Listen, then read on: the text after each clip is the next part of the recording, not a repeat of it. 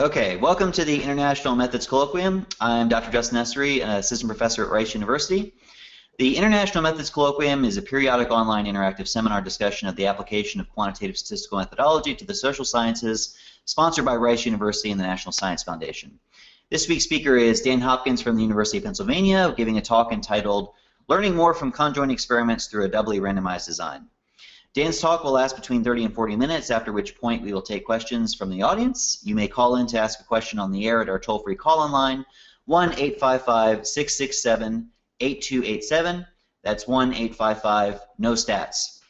You can email questions to methods.colloquium@gmail.com. Finally, you can also ask a question using the GoToWebinar Ask Question box that appears on the GoToWebinar control panel. For our viewers outside the United States, we recommend using the Ask Question box to ensure that we receive your questions immediately. A copy of the paper and slideshow that goes along with this presentation is available in the handouts box in your GoToWebinar window. Actually, not the paper, but just the slideshow is available in the handouts box there. And now I'd like to welcome Dan to the IMC. Dan, welcome. Great. Thank you very much, Justin. I'm really excited to be here and excited about this innovative possibility, right? We're saving me having to travel to hundreds of thousands of miles potentially to chat with everybody individually. So I'm really excited to be here. This, as Justin had mentioned, this talk is entitled Learning More from Conjoint Experiments Through a Doubly Randomized Design. It's joint work with Jens Heinmuller, who's at Stanford, and Teppei Yamamoto, who's at MIT. So part of the motivation for conjoint analysis could come from a choice that Iowa Republicans now face, and then after them New Hampshire Republicans, and then potentially and then national Republicans after that.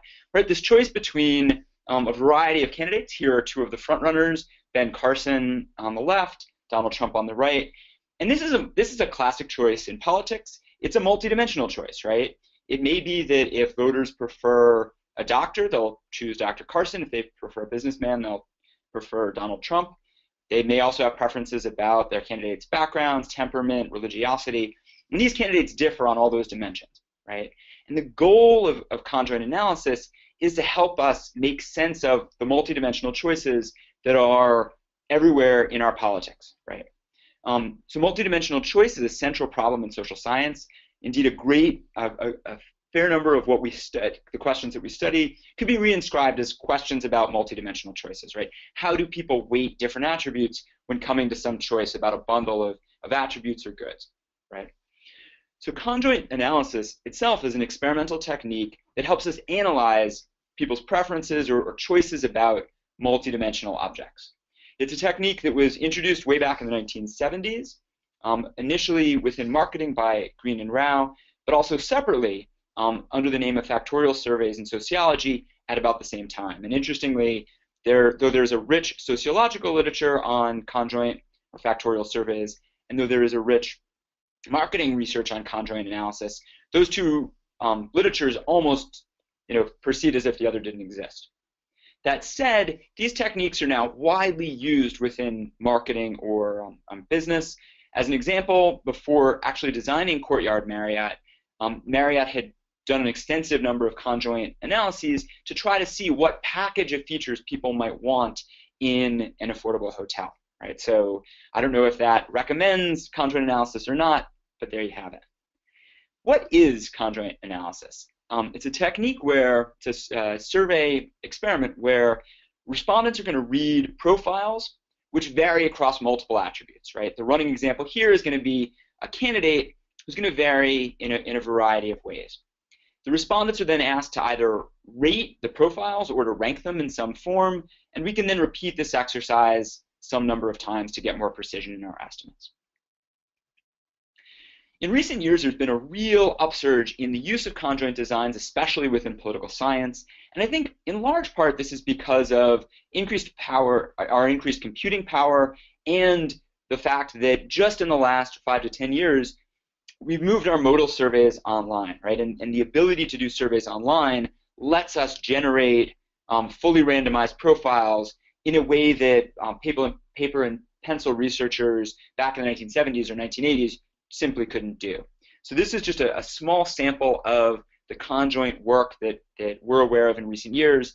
If members of the audience know of other pieces, please let me know offline.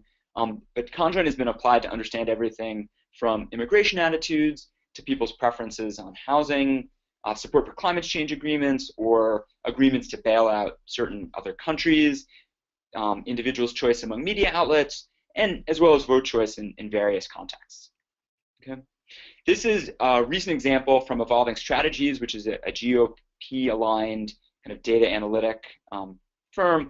So here they were very consciously using conjoint analysis to then see how different groups' support would vary depending on candidate attributes, right? And we're actually going to be doing something empirically that's very similar to this. So it's not just academic researchers that are making use of conjoint tools, it's applied practitioners as well. So what is conjoint analysis, and specifically what are the quantities of interest that it can recover? The idea in a conjoint analysis is that our treatments are composites. That is, we can think of Ben Carson or Donald Trump as a collection of attributes, right? And in the same way, our treatments are going to be composites of multiple causal components that we're interested in. And researchers are then going to want to identify a couple different quantities of interest. One, arguably the main one, is what Tepe Yins and I refer to in an earlier piece in political analysis as the average marginal component effect, right? The AMCE, the average effect of each component averaging over the distribution of the other components. We may also be interested then in how these AMCEs compare to each other. That is, how do the marginal effects compare? How does the effect of a candidate being a doctor compare with the effect of a candidate being a billionaire, just for example, right? We might further be interested in how components interact with each other, right? So does the average marginal component effect of being a doctor vary depending on the party of the candidate? A question we might ask. And we're interested too in whether respondent characteristics moderate these effects. So is it the case that Republicans or that evangelical Christians respond more positively to Ben Carson's religious background than do secular or atheistic Republicans, right? And what's important here is that our standard survey experiments, so a standard survey experiment where we're just going to have treatment and a control, can't identify any of these quantities. So what are some of the advantages of a conjoint analysis? Well, I think importantly, what's useful about conjoint analysis is that it can help us identify the relative weights that the decision maker places on a variety of attributes, right? And in part, this is a pitch for the cost effectiveness of conjoint analysis, in that as opposed to a classical survey experiment where we have one treatment and one control and we can learn about one attribute at a time, in a conjoint analysis, we can learn about a variety of attributes in a single experiment, right? So this is a cost-effective way to learn about how voters, in the vote choice example, respond to a number of attributes. More generally, conjoint analyses can let us test competing hypotheses, right? That there's something of a tension between our theoretical goals, which are frequently to test hypotheses against each other, and our methodological tools, which, influenced by the Rubin, Holland, Neyman causal model, emphasize estimating the effect of a single cause. And conjoint analysis can help close that gap to some degree by letting us estimate multiple causal effects at one time. So related to that, we can conjoint lets us decompose composite treatment effects, right? Let's say you observe that Iraqi immigrants are not preferred for immigration to the United States. We can start to decompose what is it about being Iraqi? Is it perceptions about religion? Is it perceptions about education levels? Is it perceptions about security threats, or what other attributes? So one of the powerful elements of conjoint is precisely that it lets us decompose, what it is about being African American, being Iraqi, being a Republican candidate that's really doing the work. Useful too to note is that conjoint analysis can very effectively mirror our real-world choice context. So just as caucus goers or voters in primary states will be choosing between multiple candidates, right, and trying to evaluate a variety of characteristics, in a conjoint analysis, we present voters or decision makers with a range of pieces of information and then see how they use those pieces of information. And in fact, in a recent study, Heinmuller, Hengartner, and Yamamoto show, it's a really neat PNAS paper, show that they could use a conjoint analysis to recover the determinants of Swiss voters' vote choices 10 years after the kind of election that they were interested in had stopped taking place. So these Swiss citizenship elections were phased out in the early part of the 2000s, and 10 years later, going back with a conjoint survey, Heimmuller et al. Were able to recover the very comparable estimated effects for different immigrant attributes. So that's a powerful testament to the external validity of this technique. Not only that, but there's reason to think that conjoint designs might suppress social desirability bias. The reason for that is that since we're giving a variety of pieces of information about any one candidate, respondents are going to have a variety of reasons to say they like or dislike a candidate and won't feel, say, that not choosing a candidate who's African American identifies them as making a racially based choice, making a racist choice, right? Useful too is that these average marginal component effects are easily identifiable in a fully randomized design, right? If we're randomizing all of these attributes orthogonally to each other, then very simple regression-based or difference in means estimators can recover all the causal effects of interest. That said, there are a whole number of open questions about how we should be doing these conjoint analyses, and they become more and more important as more researchers are starting to use this tool, right? Now, put simply, we don't know a lot about the optimal design for conjoint studies. And conjoint researchers face a whole number of important choices, right? They might want to know, how many attributes should I include in a given profile, and which attributes should those be? Or should I include a candidate's religion, a candidate's race, candidate's income, issue positions, and so on? How many different profiles can I ask people to choose between, right? The opening example of this talk was a binary choice between Ben Carson and Donald Trump, when in fact we know that there are more than 10 candidates for the Republican nomination for president, right? But just how many different profiles or candidates can we put before people and still learn meaningful things about their choices? Related to that, how many tasks can we ask per respondent, right? Once we've got somebody at their computer, we don't necessarily just want to stop once they've evaluated one pairing of candidates, but where's the ideal stopping point? Do we want them to evaluate 5 tasks, 15, or 50? Related to that, how do we actually want to pose the question to them, right? Do we want them to have to choose between Ben Carson and Donald Trump? In the research on Switzerland that I mentioned earlier, they found that the forced choice format, even if it wasn't actually what happened in the real world, most effectively reproduced the determinants of vote choice that they had found from analyses of the data from decades ago, right? But that's still an open question more generally. How should we ask people to respond to these rating tasks? So our broader research agenda is to investigate how these choices affect the inferences that we draw from conjoint designs, and to ask ourselves which choices are going to be optimal and how domain-specific are those criteria. That is to say, is what is optimal in the case of choosing between candidates going to remain optimal in the case of choosing between healthcare policies or immigration regimes? So here we're going to focus, though, just on one question, which is how many different attributes should a conjoint profile include? Should we tell people only, say, the professions of candidates, or should we go through a long litany of different attributes and issue positions that candidates might have? And we're optimistic that these results are going to tell us something certainly about conjoint analysis, but more generally about how we should be going about doing online surveys. Here I just want to very briefly note that recent years have seen a tremendous transition from much of our survey research being done either in person or on the telephone to much of it being done online. And the central question to date has been, who are the respondents, about sampling procedures basically, who are the respondents that are now taking our surveys, and do those respondents differ in important ways from the people who would have taken a poll based on random digit dialing? But there are a whole set of other questions about how it is that, about mode effects, about how when people take surveys online, we may need to redesign those surveys or make use of the online format. And those, at least to my mind, those kinds of questions have gotten relatively less attention than the sampling questions.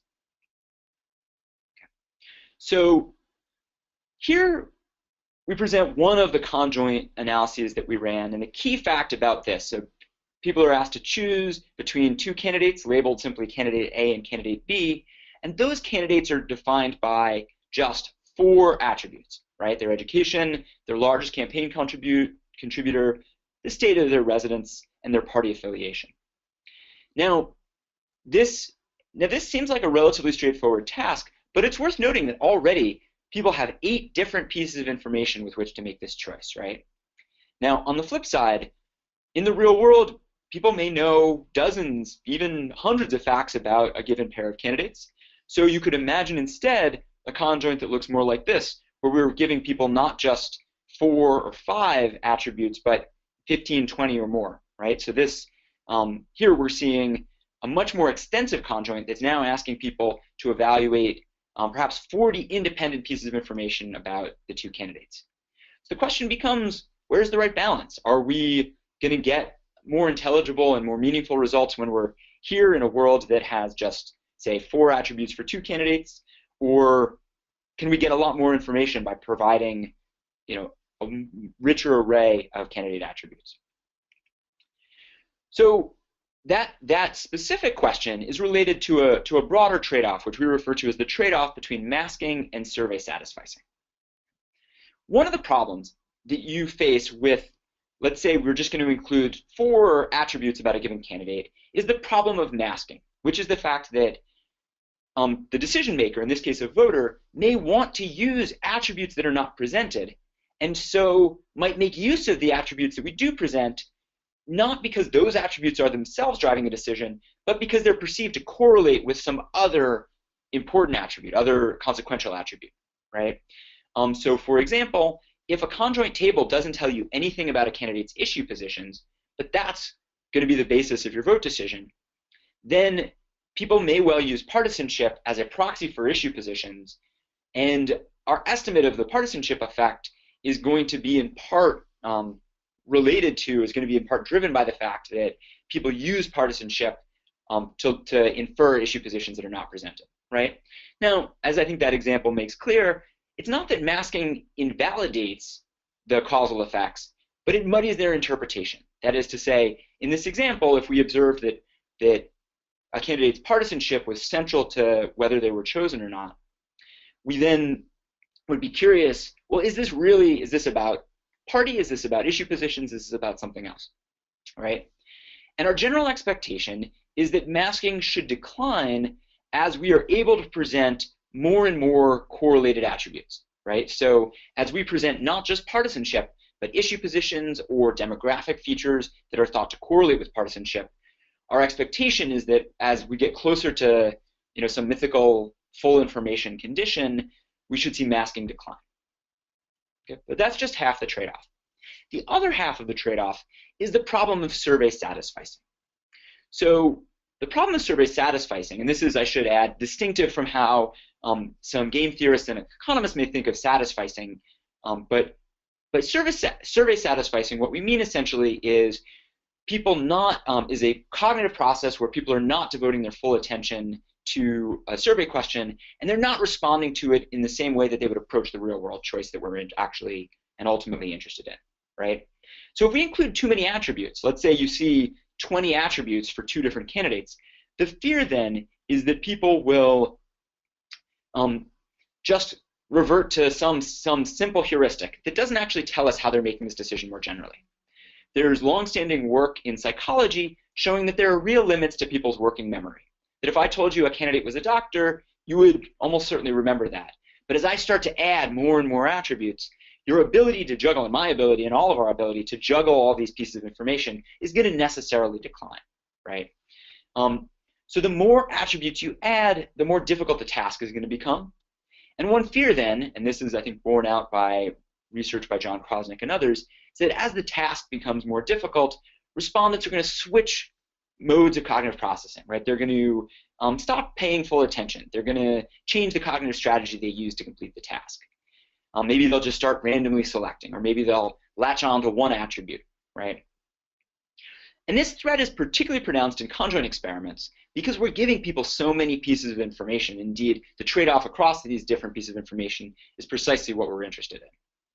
So our expectation then is that satisficing is going to rise as we include more attributes, right? So then the trade-off becomes very clear, that to include more attributes is going to reduce this problem of masking, but at the same time, it gives rise, quite possibly, to increased problems of survey satisficing, right?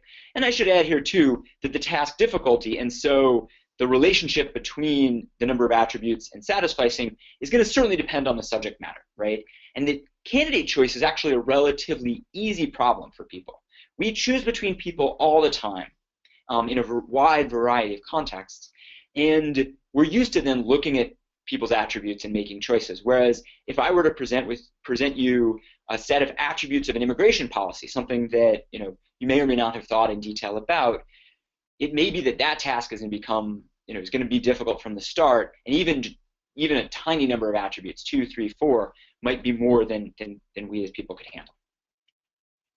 So let me then briefly introduce some notation. The goal of this broader discussion, the next 3 or 4 slides, is just to formalize some of the core quantities of interest and to think through formally this problem of satisficing, or at least one possible formalization thereof, right? So we're going to have respondents, which we're going to index with I. There will be n of them. We're going to have a set of attributes, right? So these are different, in the running example of candidates.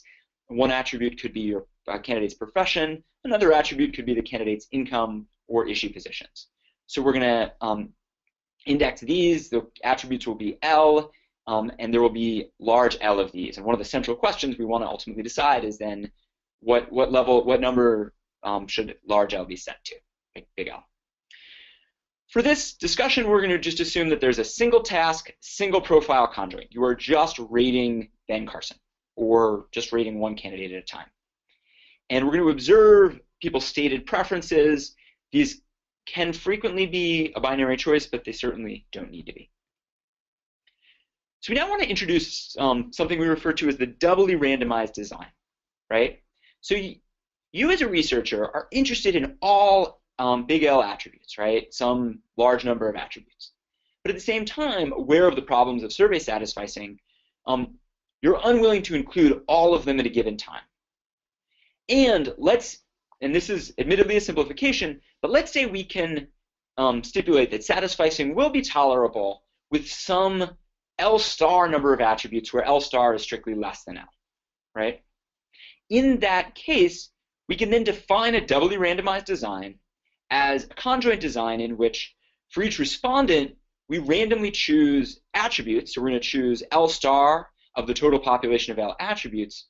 And then for each attribute, we're going to randomly choose a level out of however many possible levels there are for that specific attribute.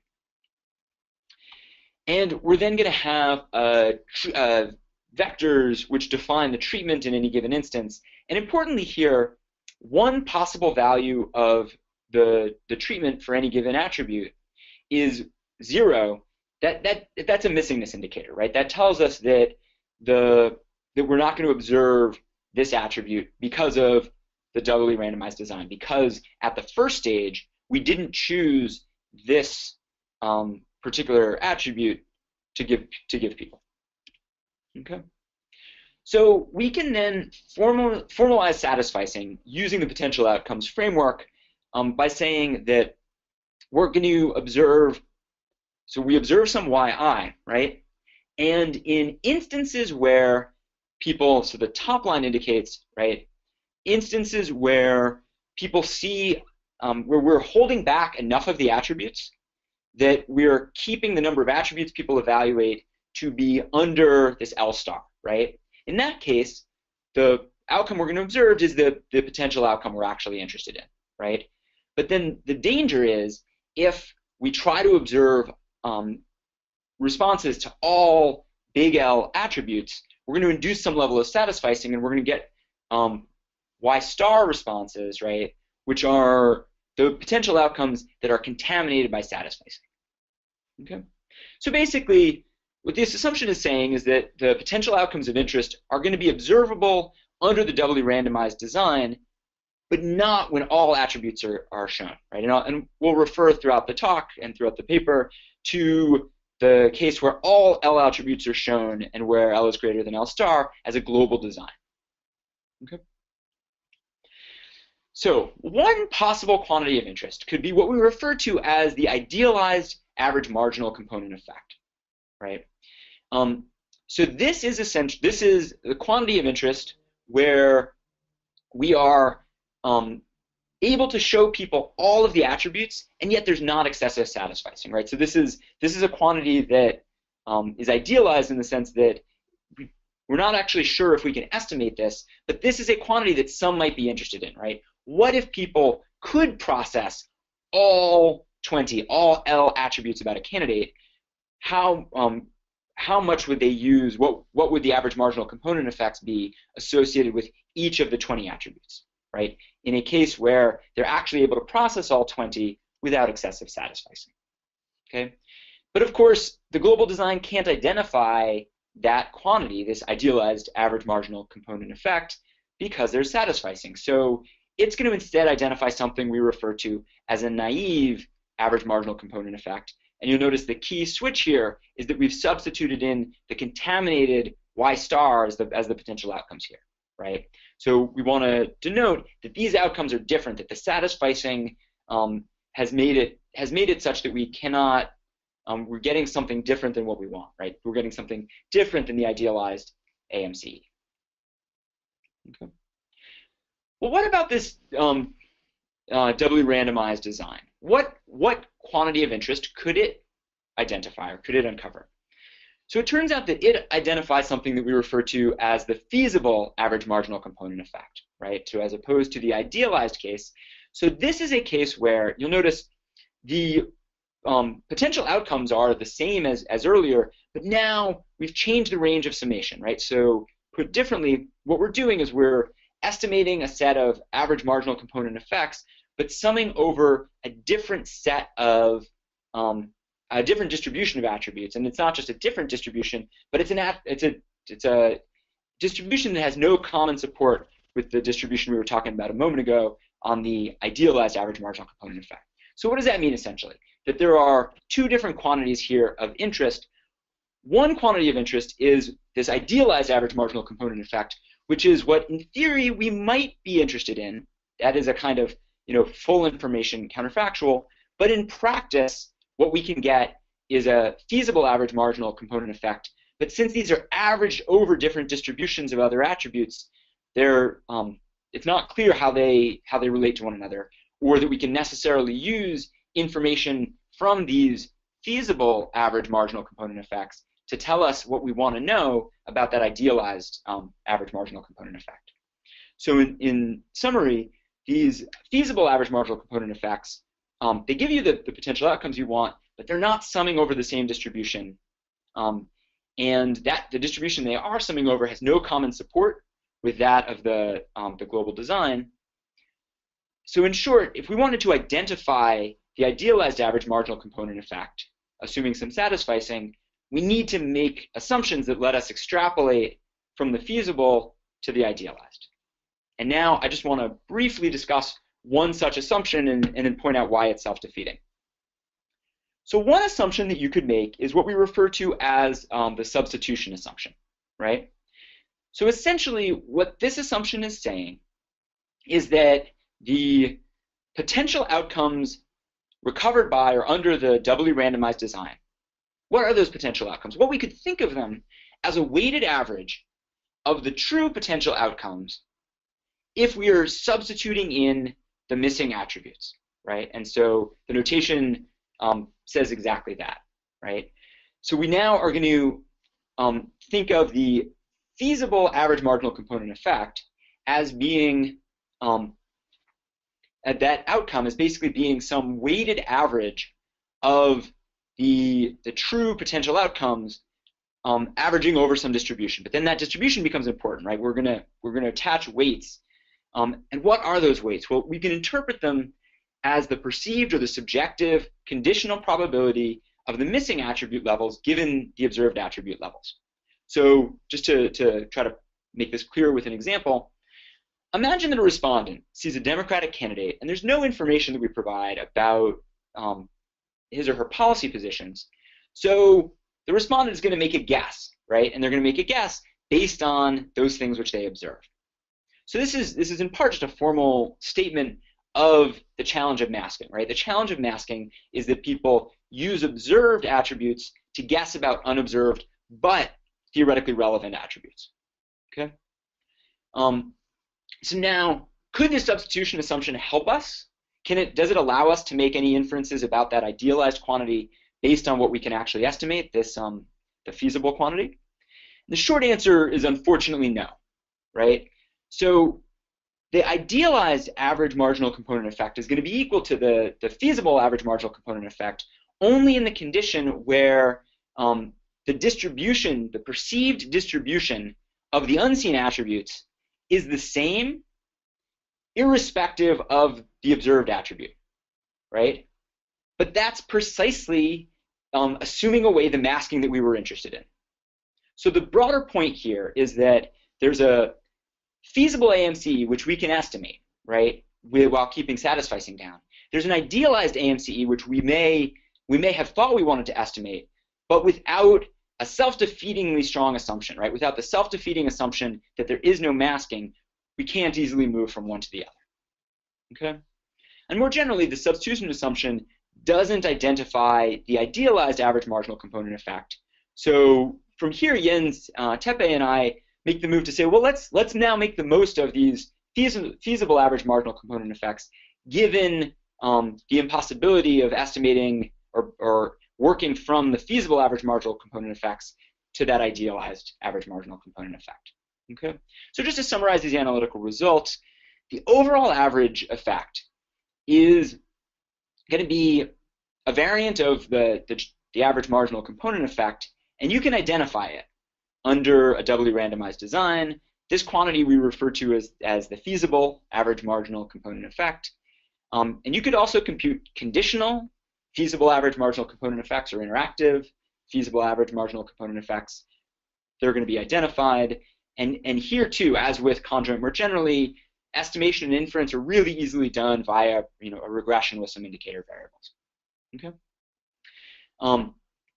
So we've just walked through why that quantity that at least Jens, Tepe, and I initially thought we were interested in, an idealized average marginal component effect, is not actually a quantity that we can learn much about without very self-defeating or heroic assumptions. So now let's in the realm of what's feasible, think through, well, what questions can this doubly randomized design let us answer, right? So one is, what's the overall average effect of party affiliation when respondents see various other subsets of candidate attributes, right? So we're going to estimate the effect of party identification and then see what's its overall average effect when we're averaging over a variety of possible subsets of interest, right? You could use the doubly randomized design as a source of robustness checks. You could ask yourself, is the effect of party ID, party affiliation, stable even when a variety of other correlated attributes are present, right? And when we get to the empirical results, I'll show some results where that's precisely what we do. We try a variety of subsets and see just how stable are the effects of one attribute of interest in the presence of other attributes, right? And we could engage in effect decomposition. How much of the party effect is going to be explained away when we include, say, candidates' policy positions? That said, this doubly randomized design has key limits, right? So there are questions it cannot answer. It can't tell us what would the effect of party affiliation be if respondents saw all the other candidate attributes at the same time. And that's a purely counterfactual question due to the satisficing, right? It's potentially of theoretical interest, but it's empirically empty. So the idealized AMCE cannot be identified unless we assume no masking or we assume a very particular form of biases that cancel out exactly. So instead, our proposal, let's focus on the feasible average marginal component effect, which is feasible, it's empirically meaningful, and it's potentially more interesting. So now I'm running a little short on time, so I will get immediately into the empirical results. Here we ran a variety of conjoint analyses using the doubly and then sometimes a triply randomized design. The triply randomized design, we also randomized the L star, the number of attributes people look at.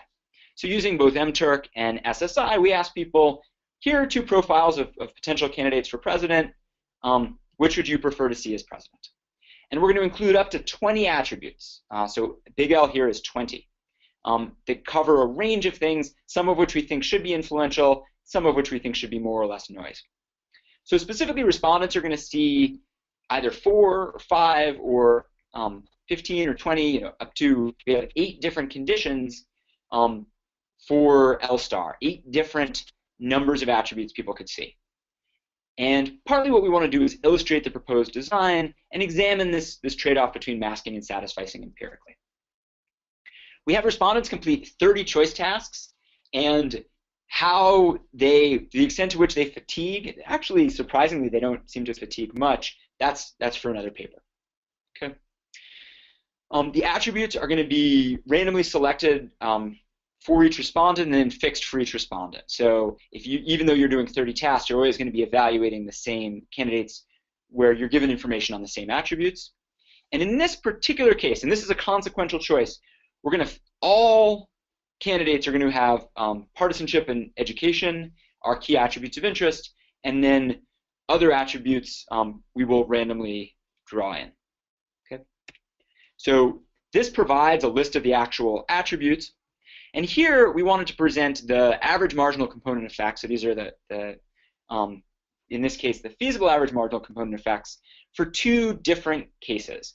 On the left, you can see a case where L is 4. On the right, you can see a case where L is 20. And here, the key thing I would, obviously caution against direct comparisons because these voters are making different choices with different amounts of information. That was the point of the formalization.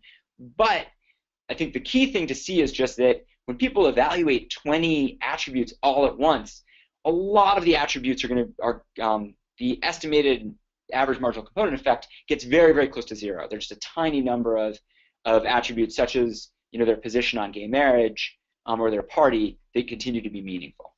Okay, whereas on the left, the L equals 4 condition, there are a much richer set of attributes that people are using. So here what we do is present the conditional FAMCs, the conditional feasible average marginal component effects. So this is what's the effect of sharing a party with the candidate, and we're going to show it for each of the L star conditions. That's what's on the x-axis, and separately given the presence or absence of other attributes. So just to kind of fix ideas, here what we've done is highlight just the feasible average marginal component effect. So this is the effect of party for people who see the candidate's position on gay marriage. And one of the core facts to notice is that across all of the L star conditions, the effect of party is on the lower end of the distribution when people also have information about the candidate's positions on gay marriage, right? That makes sense. That to some degree what's happening is that people who care about candidates' positions on gay marriage may use party to substitute. When they actually get this information about candidates' position, the effect of party declines, right? So that's evidence very clearly of masking. Another way to look at this is just to see what is the effect of the same party across the L star conditions if you are or are not, so in blue you are not, in the red here you are provided with information on the candidate's party.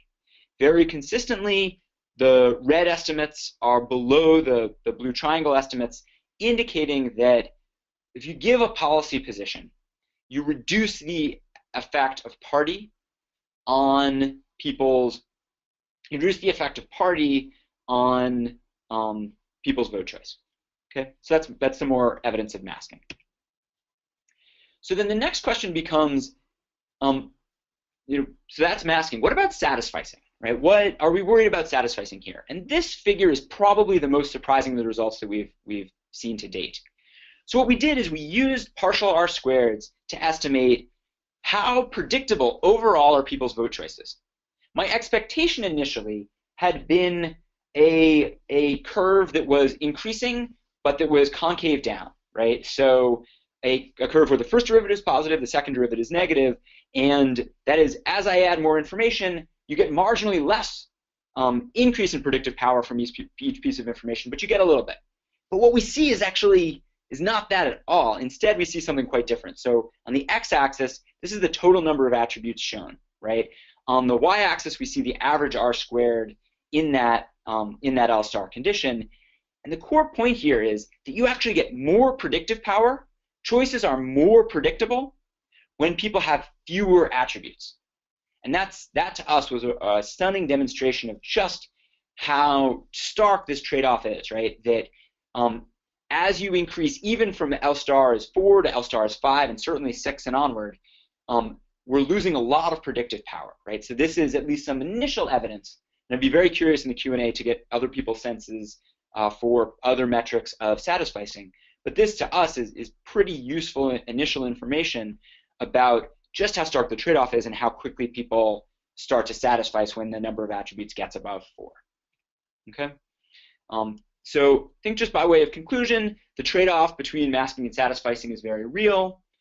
So the choice of attributes matters. If you include too few, key effects could be masked. It's of course going to depend on your theoretical question of interest. You include too many and you might well lose respondents' attention. They might just start using party or some heuristic that is not actually what you want to approximate in the real world. This trade-off is an inherent feature of survey experimentation, right? So there's not a clear, certainly the formalization indicates there's not a solution to this problem. But that said, one source of hope comes from the fact that we don't actually want to eliminate masking so much as, or sorry, that should say satisficing. We don't want to eliminate satisficing so much as we want to simulate people's real-world choice contexts. So it's not that we want to get rid of satisficing without limit. It's instead that we want people to use the same kinds of cognitive processes in our surveys as they do in the real world that we're interested in, right? So the doubly and in some cases triply randomized design can be an effective alternative. It allows for inferences about a range of quantities of interest given this trade-off, and we're now working to try to get this into some of the conjoint software that we've been developing. So with that, I really appreciate everybody taking time from their lunch or from the West Coast breakfast, and look forward to any questions you may have. All right. Thanks, Dan, for that presentation. At this point, Dan is available to take questions from the audience. You may call in and ask a question on the air at our toll-free call-in line, which is 1-855-667-8287. That's 1-855-NO-STATS. You can email questions to methods.colloquium@gmail.com. Finally, you can ask a question using the GoToWebinar Ask Question box that appears on the GoToWebinar control panel. For our viewers outside the U.S., we recommend using the Ask Question box to ensure that we receive your questions immediately. And while we're waiting for some questions to come in, I have a few questions to get us started. So, you know, it wasn't surprising to me at all, actually, that your R-squareds went down as the number of attributes increased, because what I was expecting was, as you increase the number of attributes, you introduce another source of heterogeneity in your sample, which is what attributes do they focus on, right? If you gave them 30 things to look at, they may only pick one. In other words, they might sort of internally sort them, and you can. That's an additional source of heterogeneity in your sample because everyone's sorting them differently. Is there a way to model how people, or maybe measure would be more accurate, how people think about these attributes when you give them a list of 50, which 2 or 3 they're really keying on? Well, absolutely. I mean, so in part, you can look at figures like this one, right, to get a sense. And so here, and I apologize that the type is probably impossible. Yeah, I can't see that. So on the right, basically what we're seeing. Dare I zoom in? Let's. Yeah, there you go. So on the right, what we're seeing is that when we ask people to sort through 20 pieces of information, yes, one of the nice things about conjoint is even in the presence of the satisficing, it can tell us what are people paying attention to. And so in the L equals 20 condition, we see that people pay some attention to education, they pay some significant attention to party. Where it's present, the information about people's candidates' positions on gay marriage matter a lot. And then to some degree, and this is the bottom, people's candidates' positions on abortion matter, right? But other than that, you would conclude here that basically people aren't making sense of any of these attributes. I think Justin, the premise of your question is very fair. That you might, when we overwhelm people with information, it's maybe not surprising that they're going to use a decision rule that focuses on one or two pieces of information. But I think part of what was surprising for us here in this figure is precisely when that trade-off happens. And in part I say this because the conjoint designs that I've seen to date, used both by by us and by a variety of other people, they almost always have numbers of attributes that are closer to 10 than closer to 5. And so I think it's not surprising to me that when you go from 15 to 20 pieces of information, people are going to use a decision rule. What was more surprising is that when you go from 4 to 5 or 4 to 6, that those extra pieces of information are that the satisficing is not just increasing, but is overwhelming the increased predictive effect that comes from giving people more information. That actually leads to another question. We're starting to get some questions come in, but I want to follow up on that because I'm really curious about this.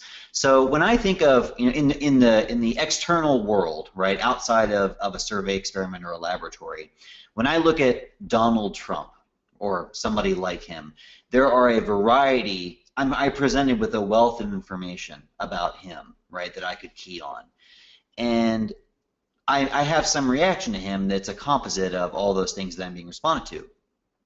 And so what I'm curious about is the extent to which your approach of giving people various amounts of information, how does that bear on the external validity of an experimental result? Because if I only change one, in other words, if I prime them on just one attribute, we know that's a very artificial situation, right? Nobody, you never see two candidates who differ on just one dimension. Mm-hmm. To what extent is it the case that presenting people with a wealth of information improves or changes or maybe makes worse the external validity of an experiment? So that's a great question, and it's certainly going to be very, very context specific. Just to talk for a moment about the Heimüller et al. Proceedings of the National Academy of Sciences piece, what they were interested in is a set of elections held in rural Swiss cantons where voters were asked, should this individual become a Swiss citizen? Should this person get a Swiss passport, right? And so what's nice about that context is they knew exactly what information the voters had. Mm-hmm. And so it was a relatively straightforward case where they could then present survey respondents with exactly that information. Right. You're entirely right that in a real-world context, there are thousands of pieces of information that different people might access about Ben Carson, Donald Trump, or any other candidate for office, right? And I think then the goal is going to be to identify how to identify conjoints that in some ways reasonably approximate the information environment that people are presented with. I think then that one really interesting application would be to run conjoints over the course of a presidential campaign and see if, for instance, media coverage focusing on this or that attribute then leads to an increased emphasis placed on a given attribute. And conjoints a really nice way to measure that. But more generally, I think one of the nice things about conjoint, so I guess the way I would phrase this is that traditional survey experiments, or if we just vary, I'm going to give you a candidate, and this candidate is Asian American, or this candidate is Native American, right? We just vary that one feature. Okay, we can learn something about that one feature, but we have it's going to raise a lot of questions. Well, what was it about that transition, right? And in the real world, people have thousands of pieces of information. And so conjoint, one way you could think of it, is it's kind of a baby step towards a more information-rich environment. So it's a baby step towards approximating the kinds of environments that are in which people actually make these choices. I'm going to go on to some questions from the audience now. So let's start with just a descriptive one from Brian Greiner. What's the difference between a doubly or triply randomized design and a partial profile design? That's a good question. What is a partial profile design? Would want to know about. Yes, I don't know.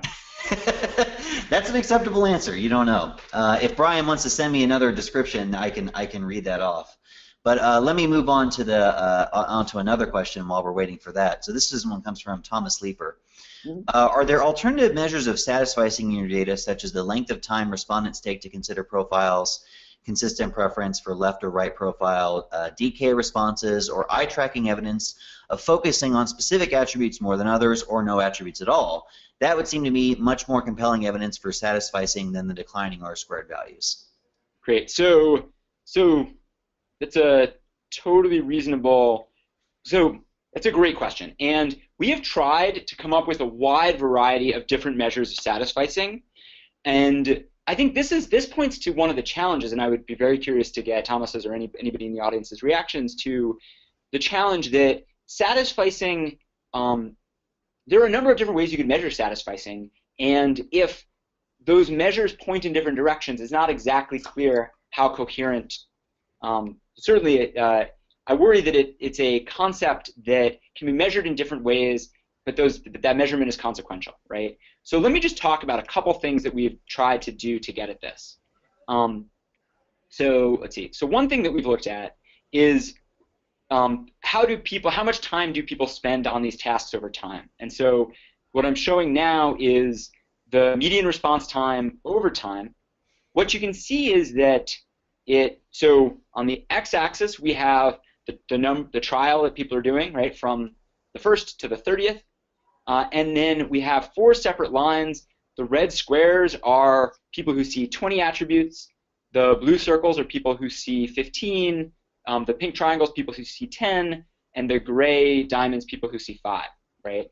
And so initially, on the first trial, there are people are spending markedly more time, right? If you have just 5 attributes, you can make your first evaluation in 15 seconds.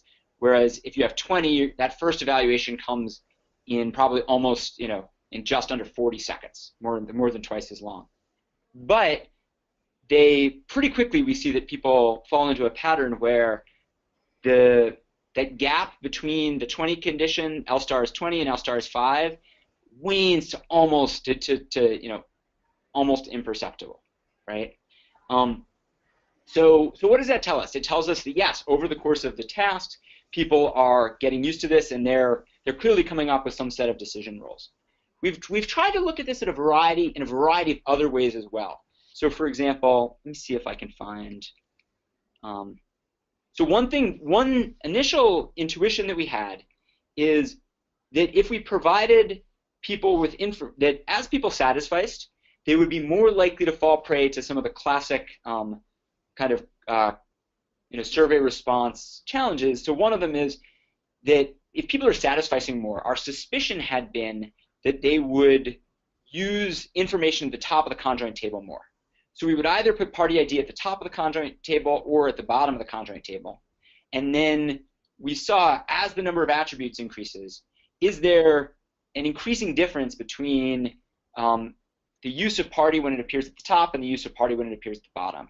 And as this figure shows, that metric of satisficing, we really don't detect satisficing of that form. I think so. The question involved a number of ideas. Eye tracking we were not able to do in this instance. That could be a neat possibility in the lab. The nature of the responses is such that I think we have a lot of timing data, right? Another thing that we looked at is we looked at whether people were more likely to keep clicking on the same side, and we didn't see much evidence of that either. So I think I'll conclude there by saying I'm curious to hear other metrics. But what we like about the R-squared is that it captures by definition it captures the overall predictive power here. Well, actually, Brian, going back to the previous question, is called in to talk. So Great. Now I get to try out my caller thing. Let's see if this works. Brian, are you there? Hello. I'm here. Great. So go ahead and ask your question. Yeah. Let me. The echo is my microphone. I apologize. I'll move away. Hopefully it's not so bad. A great talk, and I'm a big user of Conjoint and come from the marketing sciences sort of discipline with respect to that. but I'm glad to see you using it in this context. So let me stop. I'm hearing a huge echo. Let me see if I can get rid of it. I hope you aren't. How about that? I'm fine. I'm hearing an echo just for what it's worth. Yep. Okay. So a partial profile design, I think, is what you described as a triply randomized, where you have a subset of the attributes in the design that you're showing. And you have to be careful because you lose data. So when you don't show something, you don't have an answer to it unless you're actually estimating a model with a missing level in it. So I wasn't sure. I didn't see the equations. Maybe I missed it. But the thing that I was even more interested in is if you had thought through or thought about this idea of satisficing as a decision rule. The example that comes to mind is I have to go to the grocery store and buy orange juice, except my kids won't drink orange juice with pulp. So I don't care what the price is. I will never, ever buy orange juice with pulp. And so every card that has orange juice with pulp, it's a no. And then after that, if it's a yes, then I start to trade off different attributes. And so the assumptions are different. So that's what I wanted to ask. Yeah, no, so on the second point, I would commend to you a paper by Matthew Wright and two co-authors where they're using conjoint to look at immigration, and their argument is essentially that the question is, or one of the questions they look at is, would you be willing to admit this unauthorized immigrant? And their argument is that there are a significant number of people who apply categorical thinking. So just as you first just ask the question, does this orange juice have pulp, that many American voters and survey respondents first think, does this, do I have a norm that we should not be admitting any people who are unauthorized? And then, if the answer to that is no, they'll actually evaluate the attributes. And so I think that's the most detailed discussion I've seen of sort of the decision rule-based approach. So we tried really hard to back out what kinds of decision rules, and I think this is the challenges with studying Satisficing, and here I'm really open to your and others' suggestions. What is a good measure of Satisficing? So things we have thought about, but have not found to work. So one, I mentioned the order of the order in which attributes appear. Do we see that people, once they're satisficing, rely more on what's in the top or the bottom of the table? Another thing which we tried was, can the last choice you made, is that in any way predictive of the next choice you make? So if I clicked on the right, the last one, do I just keep my clicker there, keep my mouse there, and click on the right again? We tried that, and I think if I can speak for Jens and Tepe, I think our running hypothesis is that, yes, there are probably a variety of decision rules, but they're so heterogeneous that it's very, very difficult to pick up what they are in some aggregate, if that makes sense. But that said, what's neat is we've got these 30 trials, so you can see the evolution of responses, but we don't see, for instance, that the predictive, one thing you might expect is, okay, if I'm just going to pick a side or if I'm going to alternate, then it should be very clear that my last choice will increasingly predict my next choice. That we didn't see. On this question of the partial profile design, that sounds like what we mean by a doubly randomized design, right? Where we're randomizing which attributes you see and then which levels of the attributes that you do see are presented to you, right? And I think for me, one of the things that's really neat about these kinds of designs is that in the world, we're frequently comparing, we're interested in not just one specific comparison, say Asian American versus Native American candidate. We're interested in an Asian American candidate as compared to a whole distribution, and that's the causal quantities of interest here are precisely a comparison averaging over these distributions. And to me, that's a lot more satisfying than knowing that averaging over a whole set of kind of possible subsets, I get this result. Then in this one particular case with all of the attributes defined, I get this result. So the short answer is I'll go look up, and I'll be really curious to read more about these partial profile designs. Go ahead. I would say then you should randomize, consider two things. One, randomize the, it sounded like you were using what I would call blocks in your design. So a subset of attributes would be assigned to one group and another subset assigned to another where there's some bridging attributes or overlap. And you may consider randomizing everything if you're not doing disaggregate analysis, you know, like hierarchical Bayes, you know, random effects model type thing. And the other thing is if there's some kind of learning effect. So if you start having, they start going through more and more cards, they start to learn if they're paying attention, which is another thing you're testing, their preferences and start to solidify their preferences. And so the variance should decrease towards the end. Even though you're randomized, you'd have to keep track. So, no, it's really good. So you have my email. I'd be happy to read some things and shoot some other things back. In fact, you're at Wharton, right? Or the guys that I know are at Wharton, Eric Bradlow, etc., that do this kind of stuff. Neat. No, I really appreciate picking it up offline. Thanks a lot for the thoughts. All right. Yeah, thank you. Yep. Thanks very much. Actually, along a similar line, when you're thinking about random or averaging over a distribution, to me, I was thinking about you might every person is sort of selecting out lexicographically possibly certain things they're looking at, and when you're averaging over the distribution of all your randomized treatments, if I analogize that to randomizing over the actual population of people who are evaluating a candidate, you would be averaging over a distribution of things they're considering, right? Mm-hmm. So in some ways, I have a question about whether the averaging process that's happening in your analysis is equivalent to the averaging that you would need to be doing to mirror the population, because in the real population, you're averaging over basically things they're considering. Mm-hmm. How you figure that out is challenging, but I don't think it's an unsolvable problem, and it might be something. I mean, it's just I'm not an expert in this area, so it's just something I was thinking about while you were giving your talk. Well, I should say we're out of time, and I do try to be somewhat fastidious about keeping people on schedule. So thank you very much, Dan, for that talk. That was great. We had a great audience today, great audience participation. That's all the time we have. Next week we're off. But on Friday, November 6th at noon Eastern and 11 Central, we'll have a presentation by Lana Atkinson of the University of New Mexico entitled Data Quality, Professional Respondents, and Discontinuous Surveys, Issues of Engagement, Knowledge, and Satisficing. You can go to our website, www.methods-colloquium.com, to see more details about that presentation. Dan, thanks very much for being here today. Thank you, Justin. And I'll see everybody next time.